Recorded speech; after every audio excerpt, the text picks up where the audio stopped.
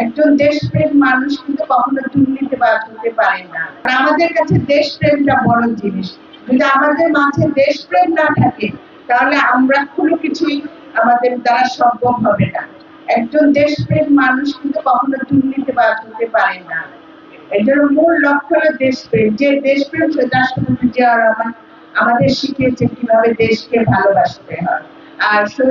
আর আমাদের দেশনেত্রী বেগম খালেদা জিয়া শিখিয়েছে যে অন্যায়ের বিরুদ্ধে দাঁড়ানো, অন্যায়ের সাথে কোনো আপোষ করা যাবে না, সততা নিয়ে চলতে হবে। সেটা আমরা তার কাছ থেকে শিখেছি। আর জনাব তারেক রহমান কি শিখাচ্ছেন আমাদের?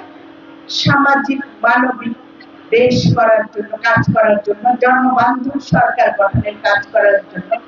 এই যে তিনটা শিক্ষা নিয়ে আমরা যদি চলে আমাদের জীবনে চলার পথে, তাহলে আমরা অবশ্যই আমাদের যে লক্ষ্য আছে সেই লক্ষ্যে আমরা পৌঁছাতে পারবো। দেশের মানুষকে প্রতিদিন সুরক্ষিত রাখার প্রত্যয় নিয়ে সেফটি কেবলস সহ এলো সেফ সিলিং ফ্যান। নিজেদেরও জীবন সুন্দরভাবে করবে, দেশও করবে।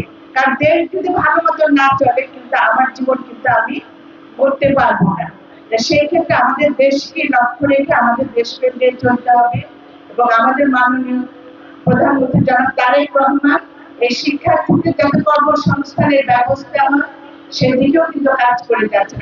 আপনারা ইশতেহারের সবই দেখেছেন।